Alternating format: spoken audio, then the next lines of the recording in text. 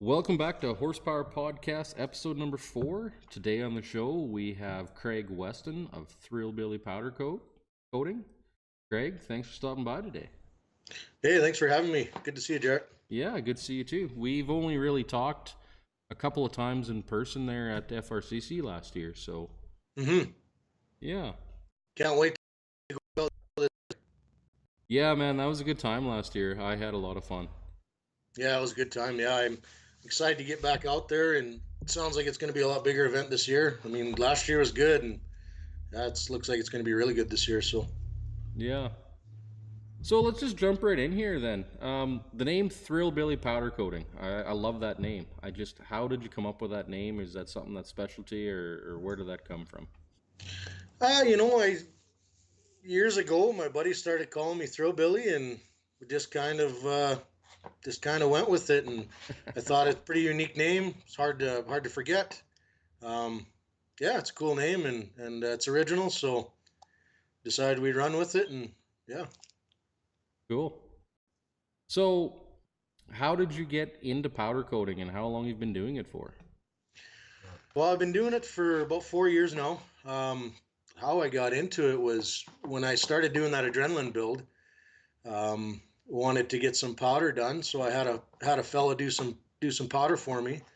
And as we all know, it's quite expensive. So I thought, heck with it, and spent the money and got into it, and took my licks learning and got her figured out. And that's yeah, just keep on going with it. I love doing it. I mean, I paint sucks as far as I'm concerned.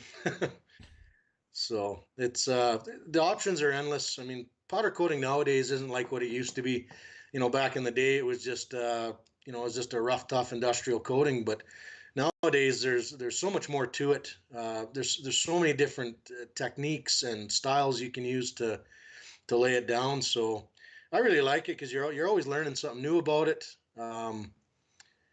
It's just endless what you can do with it. So every time I start doing a new project, we learn new techniques and new ways of doing things and that sort of thing. So It's actually kind of mind blowing, in the 4 years you've been doing it to just become a natural artist, like the premier powder coater, and for quad parts at least in Canada for sure. So I appreciate that. yeah, that's amazing.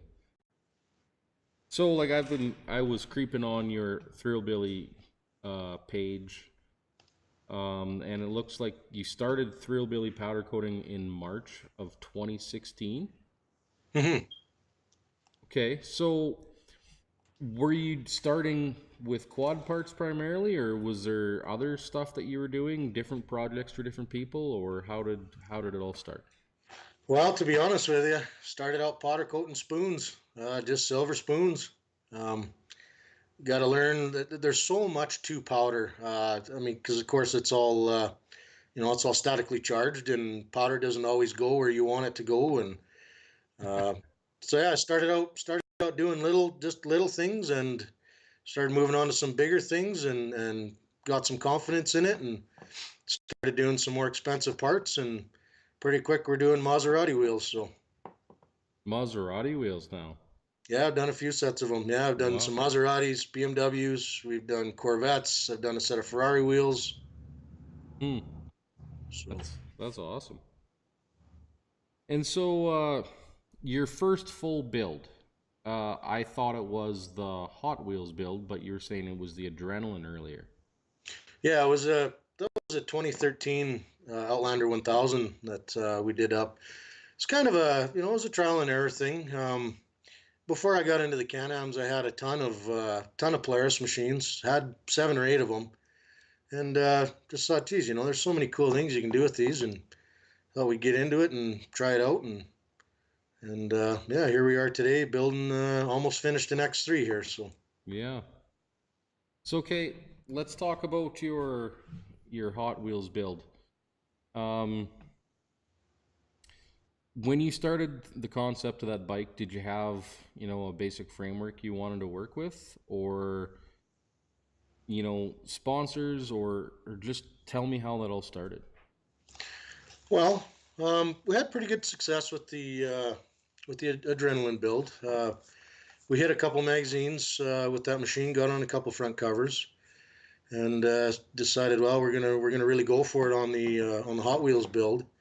We picked up lots of great sponsors on it, and my whole goal with these builds is to take them over the top. And I mean, I'm a details kind of guy.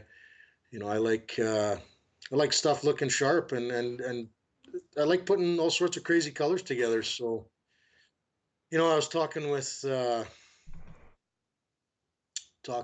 Adam at Quad Shops, and I told him I wanted to build one of these, these windowed cases, and that was kind of one of the highlights on that build. And it was trial and error. I wrecked 3 cases in the process trying to figure it out and to get it right. But yeah, it was a really fun build. We tried out a lot of new techniques with powder on that build. You know, custom snorkel system. I mean, that snorkel system was built 4 or 5 times before we got it right. But I'm pretty meticulous with these things. Not really satisfied with something half-assed. So I like to try to take it over the top and make something that looks awesome. Yeah. No, that's awesome. So let's go through a list of the parts that you had on the build. What lift were you running in that one? It looks like a 6-inch. That was a Super ATV 6-inch lift. And we had oh heavens, we had some traction wheels on it, and we had Boss nitrous system, Demon axles. Oh boy, there's all sorts of different things on that machine. We had the Quad Shop Customs RevX clutch, STM secondary. Um, yeah, we did custom seat, custom gauges, all sorts of stuff on that thing. The windowed clutch, we did LED lit window on it, and we had dual RJWC exhaust. That was when they first released their Mud Edition series. Mile marker, dual 3500 mile marker winches on it. So one front and rear then? Yeah, we put them front and back. Yeah. Okay. And so, other than the frame itself, is there any metal pieces that you haven't touched and put your powder, your personality into on that bike? Not really. I mean, if I was to do the Hot Wheels again, I would have done a custom wrap on it. But yeah, other than the frame, pretty much everything was done on it. Yeah. Hmm. Crazy. No, that was an awesome build for sure. And Yeah, so, that one ended up going down to a fellow on Air Force Base down in North Dakota. okay. So I was Hmm. going to talk about that in a bit when you were selling it, but it went on the cover of ATV and Side by Side Illustrated. It did, yeah. So was that something you had to reach out to them, or? Well, I've got some pretty good contacts in the media world now. The folks down at ATV and Side by Side Illustrated, they're awesome. I work with them fairly closely, and yeah, they're really good to deal with, and they welcome my builds, which is really cool. So yeah, it was a pretty big deal to get that on the cover, especially when it's mainly a side by side magazine, right? Yeah. And so, any remorse about selling that machine? I don't have remorse about selling any of them. No. No. I pour my heart and soul into them, but once they're done, I spend so much time and effort on them. Once they're done, to be honest with you, I'm ready to do something new. Okay. And so, is this bike, was it for you a trailer queen, or did you go and beat the hell out of it too? Well, no, we took it up in the hills and we put it through its paces. I only put about 500 kilometers on my machines. The mountains are a couple hours away from us, so we don't get up there, constantly. But yeah, when we get up there, we hit some pretty good holes with it and see what it can do. And wanted to try out the Assassinator tires and that, and it was an awesome build. Loved it. It was a great machine. How does a bike like that on a 6-inch lift and do you say Assassinators or look like Outback Maxes? Well, the original tires on it, we had in those pictures there. Those are the Outback Max, but the original tires on the build were 32-inch Assassinators. Okay. So how does a build like that handle in the mountains then? Like that's got to be fairly sketchy. Actually, the 6-inch lift, it handled pretty good. I ended up having some issues with the lift, but as far as the handling and how it felt, of course, the mountains can get pretty sketchy, but I actually quite liked the feel of the 6-inch lift. It was wide, it was long, it sat up pretty tall, but yeah, I actually quite liked it. And so, how many times did you burp that nitrous button? Oh, we put a few tanks through it. So we were talking about earlier. It's time to sell it.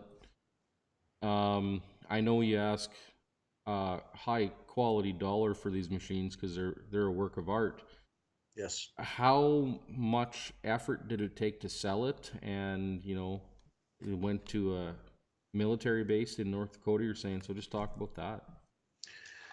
Well, generally, I mean, of course, there is a good season and a not so good season for selling machines, but I don't have too much trouble selling them. I post them internationally, I post them all over the place, and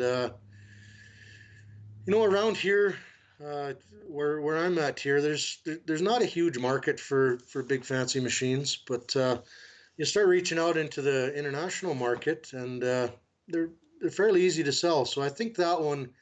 I think I had it on the market for about 2 weeks, and a young fellow from North Dakota contacted me, and we weren't too sure about getting the thing imported into the states. But what ended up happening was he drove 12 hours one way and met me on this side of the Canadian border, and we got all the paperwork done up, and away she went.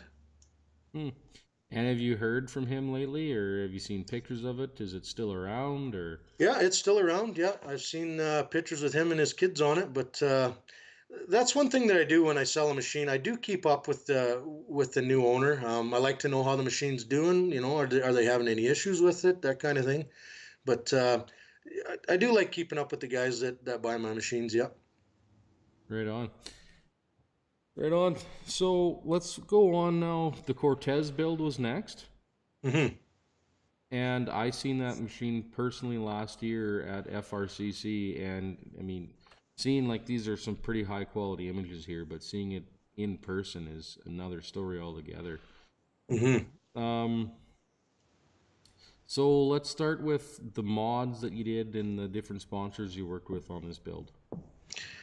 Oh geez, that one was so that was a 2017. That was a 1000 Renegade XMR. Worked with lots of good guys. Mud and Wheels for one of them. Mud and Wheels, we worked with Boss Nitrous, ATV Tires Canada, Mad Mac Motorsports. Um, yeah, there's lots of them guys. S3, we got involved there. ATV Guys Canada, Demon Power Sports. Yeah, Quad Shop Customs we worked with again. So we had lots of great guys to work with on it. So I only thought you did that the clutch window once, but you did it at least twice, I see. I've built a couple different versions of it.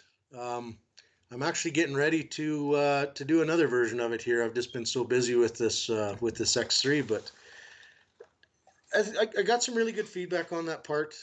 Had lots of guys all over the place contact me about it, wanting one build, and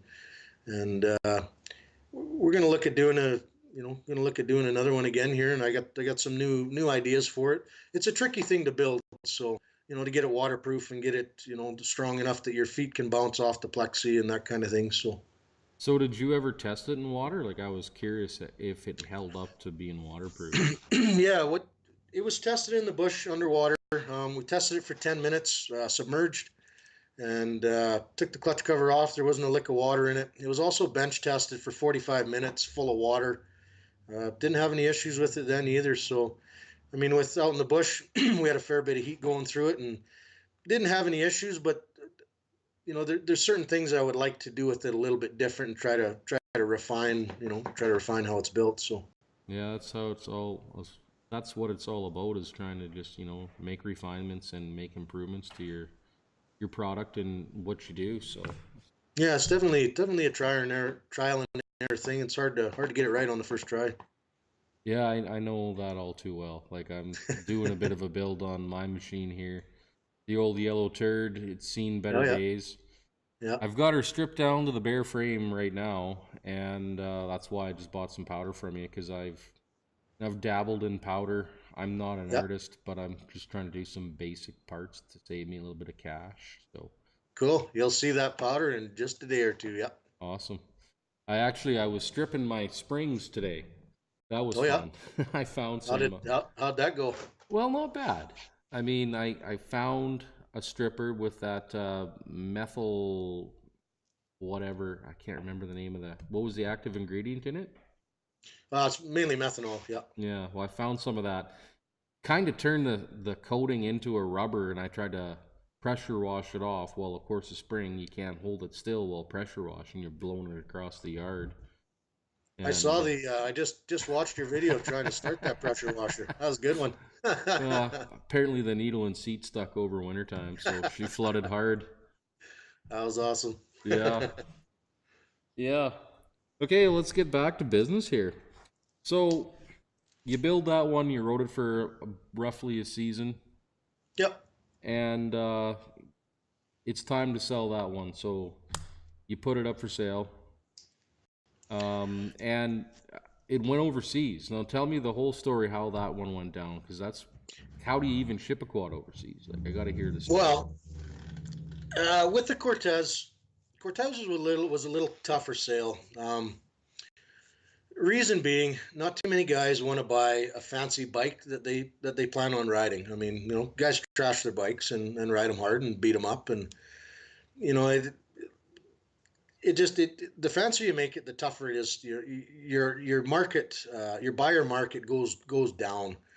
So I had this thing posted, Canada, USA, and a purchasing group out of the States, out of Cleveland, Ohio, contacted me, and they said that they had a buyer that was overseas and in Germany, and that he was very interested in this machine. So we got the deal set up, and I received the money on a wire transfer out of the state straight in my bank account, kind of thing. And then it took a while to get that machine overseas. The logistics to get that shipped and to get it there in one piece, there's a lot to it. So it ended up going from Lethbridge here, went down to Toronto. It sat at port in Toronto for 6 weeks, waiting to be able to get on a sea can and get out to the coast. So yeah, from there went overseas. It was in transit for quite a while. I got notifications here or there as to its whereabouts and that kind of thing. And then all of a sudden, our buyer in a town called Bad Vlaus, Austria, he contacted me and said it had hit the port in Germany. So he drove 800 miles one way to go pick that machine up. So 1,600-mile round trip he made to get the machine. So a few weeks back there, I got some pictures from him and with him and his kids on it, and it made it there safe and sound. The keys are still hanging in the ignition. So Hmm. Crazy. So did you put it in a crate or what? from my shop here, it basically got picked up by you know a, a vehicle transport company, and then they crated it up and shipped it down to Toronto, and then like I say, sat there for a while waiting for. I mean, we wanted it. We tried to keep the shipping costs down on it. So we waited a little bit, and the buyer was okay with waiting on it for a little bit. So we waited for the right time to get it on the sea can, and away she went. Hmm. And then, so that Cortez bike was also featured on the cover of a magazine that was ATV Trail Rider. Yeah, it's ATV Trail Rider Canada. Yeah, So, have you worked with that company or that magazine before, or how I did that? have. Yeah, we got front cover with them. Actually, with the Adrenaline build, we got front cover on ATV and Side by Side Illustrated. We had a shot on the top left hand of their cover, and then we got full page front cover on ATV Trail Rider Canada magazine as well. Hmm. And so, do they do an interview with you? They ask the details of the build, that sort of thing. Yeah, yeah, we usually do of course, they want all high quality HD images, and so for each one of my builds, I hire a professional photographer. We try to find a decent spot around here that shows the machine off, and then depending on depending on what they want to do with it. Both magazines had an eight page spread with article in it. So these magazines have all treated me really well. Can't thank them enough for their support on my builds. So when you get featured in the cover of one of these magazines, does it bring a lot of, questions, and do you see that reflect back into the business you're doing? Oh, absolutely. I mean, anytime I release a build or show off a cool part, something like that, my computer dings off the hook. A lot of my powder business comes in from internationally. I've had parts come in from Australia. Let's see here, Sweden. We've had stuff come in from Austria, Brazil, all over Canada, all over the U.S. So. Yeah, I know I've always been happy with the work that you've done for us here. So the one that you did from Sweden, was that the RJWC build that you helped them out with? Yeah, that was a Ragnarok build we did for Robin there. It was a fun build. Did some cool colors on it. He wanted some. That build was meant to incorporate Canada, USA, and Sweden. So it gave me a chance to lay down some cool colors in some different combinations, and wanted to pull out all the stops on that one and send him something really cool. So. That one was the blue and yellow? Yeah, it was this blue and yellow machine. Yeah, Okay. Ragnarok, I believe he called it. Yeah. So I'm just gonna put you on hold for a sec here. How are we doing for sound? Like, I see some glitching. Like, do we need to be concerned about anything here? No? Are we glitching out, or? Yeah. Let's just stop it. Okay, so let's just switch gears here a little bit. X3. Hmm. What secrets are you gonna tell us here about the X3? What are you building? Well, I've been working on this thing for quite some time here. Let's see, it would have been since about October, I think it was, when we picked it up. End of September, October. Yeah, I've done a lot of work. Worked with a lot of great sponsors on it. Worked with Venom Waders, Performance Fabrication, Quad Shop, Demon, ATV Tires Canada, UTV Canada, Dirty Life, RJWC. Yeah, we got lots of great guys we're working with. It's a good looking machine. I'm actually looking at it right now. It's right in front of me here. So, And you're not gonna turn that camera around, are you? no sir. Oh, yeah. Well, I guess we'll just have to wait with the rest of the world. So, do you want to shed some light on your color scheme, or is that a closely guarded secret as well? Well, I was shown a few pictures of a handful of things we've been doing to it. I've always wanted, I've never had a machine that had anything Manta on it. So Manta's always been one of my favorite colors, and I wanted, I mean, X3s for the most part, they're all kind of done in a certain way. They all kind of got the track look, or the stadium truck kind of look. This one is kind of done like it looks like a loud kind of a sled type build here. There's color all over it. It's kind of spazzed out, and yeah, it's a neat looking machine. So So, did you go with a custom cage on this one, or? haven't done a custom cage yet on it. Maybe in the winter, or maybe in next fall. If I do keep the machine, we're gonna do a lot more to it. Done a bit of engine work to it. Did a cat delete, straight pipe on it. The thing is loud as could be. Yeah. Done a handful of cool electronics with it, and things like that. So Yeah, the cat delete, that will wake up the neighbors at 1 in the morning without any well, effort at it's all. at idle, you're screaming at your passenger. It's crazy Yeah. loud. Yeah. Yeah, but as far as the performance ad and get rid of the heat, they they really work well with the reflash too. So Hmm. Yeah, we put one of the Dynajet Power Vision CX units in it, and I've been working with a fellow out of the States down at Wayland Speed R&D. So he's uh, he's been working on tunes for these for quite a while here, and he developed a pretty good tune for this machine. So we picked it up from him, and I just finished tuning it. So it's looks like it's laying down some pretty good numbers. So it should scream like crazy.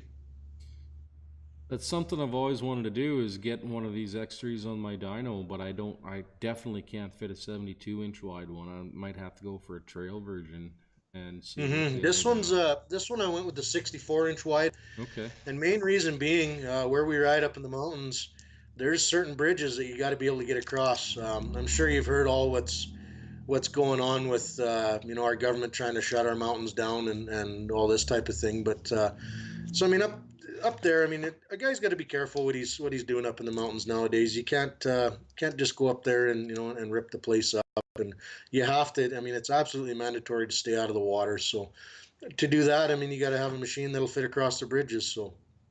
Hmm. And when you're riding, like what I wanted to know this from the start. Like, tell me about your ideal day of riding.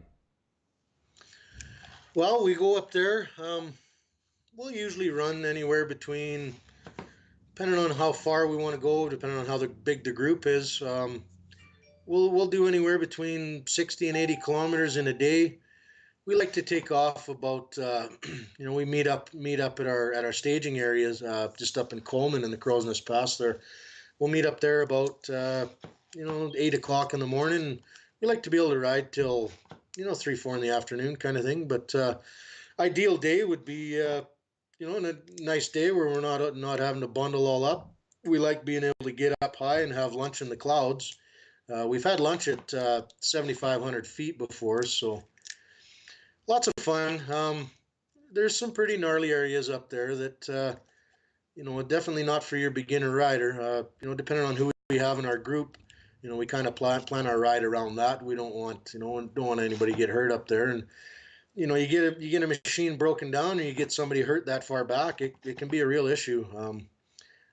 Just a broken down quad back there, it can be iffy whether or not you're going to get it out. I mean, there's some hills and inclines back there that are 500 feet tall that you wouldn't dare try to pull something up with another machine. It's one of them things. I mean, it's world class riding, but it can get pretty hairy. That's for sure. Yeah, that's one trip I haven't taken yet. Is I've wanted to go on a bit of a family friendly mountain ride, Hmm. just do something different, and it hasn't happened yet. But that's Yeah, something that I'm like gonna. they've got trails that are good for the family and good for the kids learning and that kind of thing. And then if a guy really wants to see if he can come back, there's trails like that too. I don't know. Um, I like riding skeg though too because I mean I can make a mistake in the skeg and not hurt myself. I might break my machine, but I ain't gonna typically hurt Yeah, you're not going to myself. tumble off a cliff. Yeah. So, but That's yeah. one thing that I haven't had much of an opportunity to do yet is blast around in the skeg. There's not much of it anywhere around here. Closest skeg is up north quite a ways. So. Well, if you're coming out for the FRCC this summer, Hmm. we should arrange something. We'll go for a ride, and we should hit up some of that good skeg with that X3 of yours. Well, I'd love to try out the skeg. Let this thing Yeah, wind out. for sure. Well, let's talk a little bit about the different companies you work with, or the different, you know, ATV, UTV personalities and stuff. Like you've done work for Asta Cruiser, RWC, Job with ATV. You did a diff for me for the Dirt Tracks Oh, that's project right. that I Yeah. was on. Yep. Yep. So, what's been your favorite project to work on with people? I don't know that I have a favorite project. I I'm just flattered when when somebody like Asta Cruiser or Chris Black or guys like that, when they contact me and say, hey, we want something custom done, something fancy done, and I treat each build like it were my own. I'm all about. I mean, I like taking my time, getting things done, and getting it right. So doing all these different builds for different guys, it gives me a cool chance to be able to try new techniques and different things that we might not be able to get to try. To be honest with you, most guys when they come into my shop, they want to see a bazillion colors, but all they want is black. So Yeah. So, black's kind of the most common mm, color going. But after we put out the Cortez and things like that, then guys started seeing what we can do with a chrome mirror finish with that the teal that we put on that, and these exhaust pipes we did for Austin is on that build there. My computer starts dinging off the hook. Guys wanting that exact same thing, so it's yeah. I really enjoy doing each build and working with each guy and trying to sort out exactly what they want and getting it right for them. The Osta's Yeti build there, the rack that you did with that flat orange, man, I love that flat orange on that bike. It looks so good. Yeah, it was a cool powder to work with. That's actually a two stage that we did on that. So it starts out as a high gloss powder and then we mat it down in a couple different sequences. But yeah, it's a really neat color.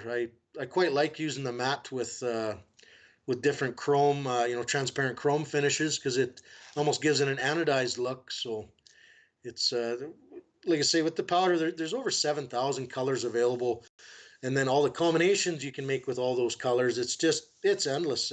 I don't think there's any end to what finish you can create with the powder. Hmm. And so, looking at, I think it was the Hot Wheels build, the Hmm. cover for the Rev X there, I Yes. kind of thought that was anodized by the look of it. Was that a powder though? Yeah, that's a powder. So that is a Hmm. that has a high sheen chrome base to it, and then then we apply a uh, transparent top coat on it, and then you can mat it out from there, or you can add some metallic to it, or I've even got some high gloss clear coats that glow at night. So Hmm. Might have to try some of that. yeah, they're constantly bringing out new finishes and new techniques, and So so there's that Quad Shop Customs Rev X there that like I thought that was anodized by the look of it. no, that's actually a Hmm. transparent gold powder. Hmm. So we were talking earlier off camera about your oven. Can you get a shot of your oven for the guys? And Yeah, betcha. one of the things I was extremely happy to hear is I asked Craig, I said, so did you buy that oven or did you make it? And he gave me the answer I wanted to hear. He says, yeah, that one came right of the old coconut. He built it himself. So let's give us some details on that. Well, it's a pretty good size oven. It originally started out as a 5 foot tall oven. Um, then I expanded it out to 8 feet tall. So it runs three different PID controllers. Runs five different 240 elements. Has twin dual speed convection fans in it. It heats up fairly quickly. I can heat up my 5 foot space in about 10 minutes to 400 Fahrenheit. It's been a really good solid oven. I've did the PID programming on it and got it figured out to where over 8 feet I can keep the temperature within 1 degree from top to bottom. The dual speed convection fans really help with that, but when it reaches a certain temperatures, the fans will slow themselves down. It's got a boost heat up mode. If you keep the door open for too long on it, putting parts in, taking parts out, we got boosting elements that will get the temperature right back up to where it was quickly. So it works very well. I had a lot of trial and error with it when I built it, and we've had the bugs ironed out of it for quite some time now, and it works flawlessly. I mean, I can leave the thing running for 24 hours if we really want to, but And you can hold temperature within 2 or 3 degrees Fahrenheit. yeah, I've got there's 5 different digital thermometers feeding back to my PIDs, and according to my thermometers and to my laser temp gun there, or my infrared temp gun, it shows 1 degree difference from top to bottom, which is that's the key with powder is maintaining a constant temperature that doesn't fluctuate all over the place. Yeah. So when I first started doing powder, and I'm no pro, obviously, but I bought a secondhand oven off Kijiji, and watching the temperature swing in one of those was 15 to 20 degrees of temperature swing from cut in to cut out of those Yeah, elements. yeah. With the PIDs, you can set duty cycles with them. You can set it to where how often you want that element to flick back, flick on, flick off. There's different cycles that you can set on them, which really helps maintain that. I get a lot of guys contacting me, saying that they're using an old house oven or that sort of thing, which does work. The biggest thing with that is your temperature fluctuation. I mean, you can fluctuate 30 degrees with them, up and down fairly easily. Yeah, I've seen that firsthand. Hmm. Yeah. One other thing you were talking about is, just from the amateur powder coater like myself, getting the powder to go where you want it to go, man. Yes, sir. And that is something that I still don't fully understand. Hmm. Um, but to just, I mean, if anybody's ever done it, to try to get in those tight radius corners and get powder to Yes. get right into the deepest part of the welds in Yes. those corners, yeah.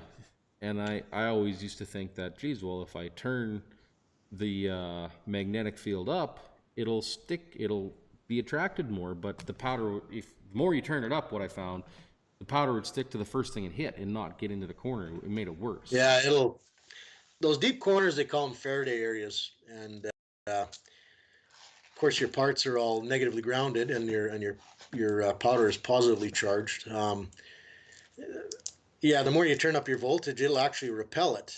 You would think that putting the nozzle of the gun, sticking it right in there, and giving her a good shot, you'd think that would do it, but it actually does the opposite. There's a biggest thing with you know getting your powder on successfully is having the best ground you can possibly have. Behind my spray booth, I have a 12-foot ground rod pounded through the shop floor here that runs down 12 feet. We've got a saltwater solution that I pour around that ground through the little hole around, in the concrete, and that keeps a good contact with the ground. It's totally separate of the shop power supply, that ground, and that's really is the key to be able to. I mean, well, that's the first part of getting a good coating.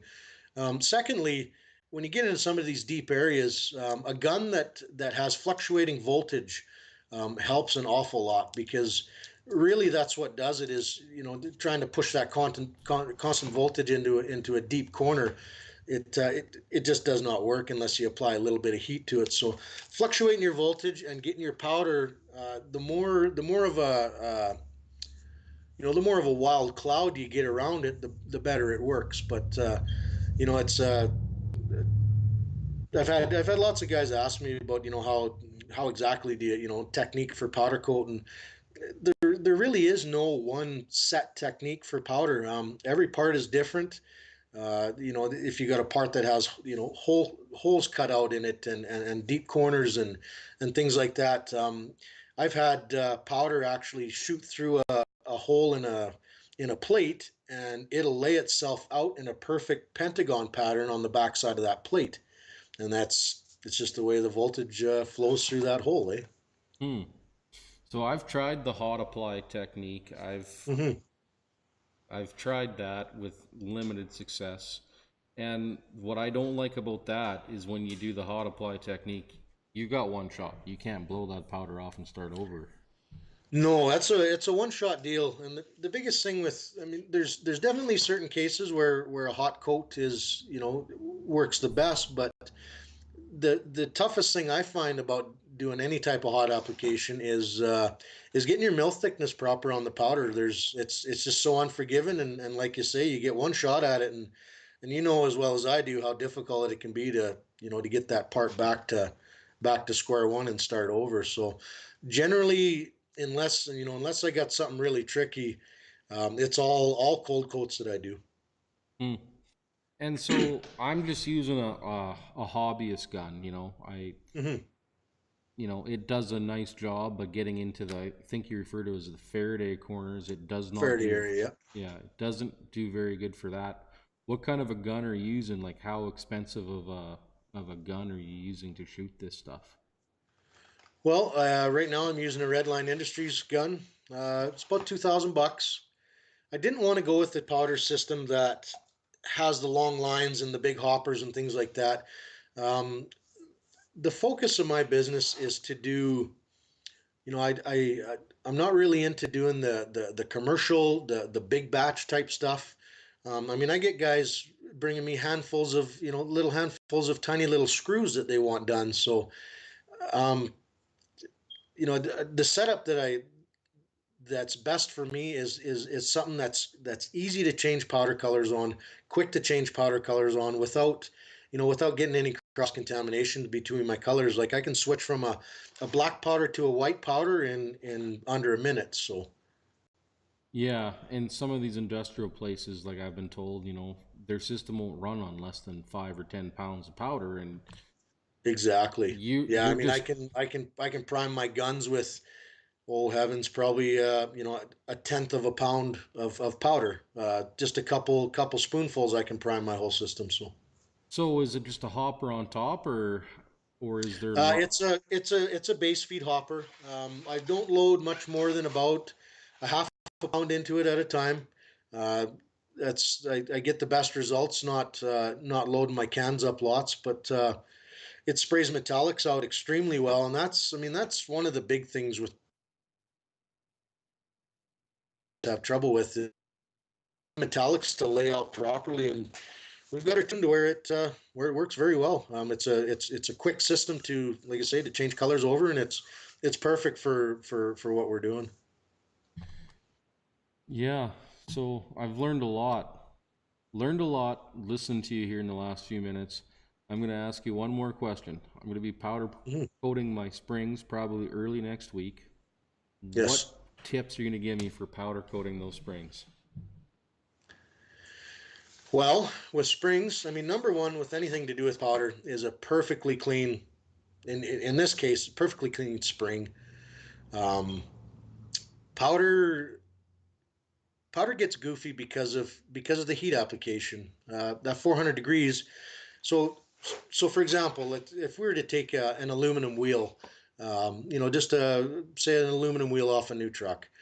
Lots of guys think that that's a high quality, aluminum part, whereas in reality, it's actually, we call it monkey junk. It's an aluminum alloy. It's full of all sorts of garbage from its when it was when it was cast. So prep on your powder parts is number one. It's got to be. I'm very fussy with my prep. I mean, because if you're not, your coating's going to fail. It's going to look horrible. You'll get micro bubbles in it, this kind of thing. But as far as your springs go, it's good solid steel. Um, you don't need to do any preheating on that. You don't need to do any gas off on it. Like I say, with these, for example, with this cast wheel, what ends up happening is you get manufacturing gases trapped in that cast, and that cast will stay in there, or the gases will stay in that cast for, I mean, who knows how long it'll stay in there, but you've got to release it under the heat. So for items like that, I do a pre-bake on them. Usually run it at about 440 Fahrenheit, and depending on the item, if it's a wheel, sometimes I'll pre-bake them for a couple 2-3 hours. It just depends on what we're doing exactly. But the one thing I have noticed about all the Can-Am cast parts, they're actually very good quality as far as the material they're using, and you can tell that by the fact that it doesn't need any gas off.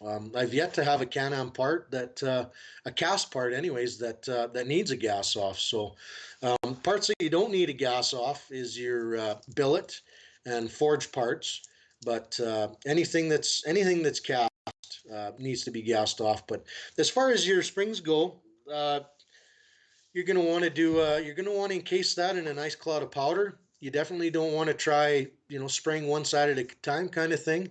Of course, with powder, it's going to clink on all the way around it. But engulf it in a nice cloud, get it spinning around a little bit, give it a couple shots up inside the spring, get that powder flowing around. But biggest thing with that is not having any wire marks from where you're going to hang it. So the best thing I've found with the springs is to take the thinnest wire you can that's going to actually hold that part up under the heat, and force it up into the very top of the coil to where you almost have to lift the very end of the coil up to pinch down on that wire, Right. and you'll get good results that way. Hmm. And so, would you use something like a primer? Do you use primers at all on your parts? In some cases we will use a primer. Quad parts and things like that. Just in my experience, we haven't had to use too many primers on or primer on too many parts. I will use on some parts, depending on what it is. I'll use a zinc oxide transition coating, or we'll use an epoxy-based primer, which is basically another transition coating. So, on Hmm. something like springs, don't generally need to use it. You probably notice with your springs too, when you stripped them, you probably notice that the substrate isn't profiled very well. That's one thing that I see an awful lot of with parts coming through the shop here is poor prep. I mean, even when you're buying, factory parts that have been pre-powder coated, 9 times out of 10 they're not, the substrates aren't prepped. Yeah, on these springs, what I noticed after I pressure washed and got the majority of that orange off, there Hmm. was seemed to be a black coating underneath that powder that when I took it to a wire wheel, I could get it to the point where it was looking to a dull gray metal. And Yes. so it seemed like there was some kind of a base coat underneath the orange. Hmm. Yeah, they'll most of these parts, the frames that come out on them and that kind of thing, they all have that black coating on it. It's not a powder, it's not a paint. It's from what I understand, it's a type of electroplating that they do to it. So. Hmm, interesting. Hmm. Well, man, you've answered all my questions. I've been listening to you very intently here because I got a few little powder jobs I'm going to do for myself Hmm. for my build. Yep. And so just wanted to thank you for coming by today and having a little chat with me. And I hope we can do it again sometime. Absolutely. I really appreciate you having me on the show. Yeah, man, it was good. And we'll hopefully be able to talk about this X3 here in the near future. Yeah, you betcha. We're planning on doing some photos this weekend. I got my photographer lined up, and then my plan is to release it mid next week. So, Oh, nice. I'll be yep, looking forward to that. definitely. So, for all you guys watching this, mid next week, Thrill Billy powder coating is they're dropping their X3 build. So let's stay tuned for that. Yeah, stay tuned. It's coming. Right on. I'll be looking forward to it. Awesome. Okay, thanks, Craig.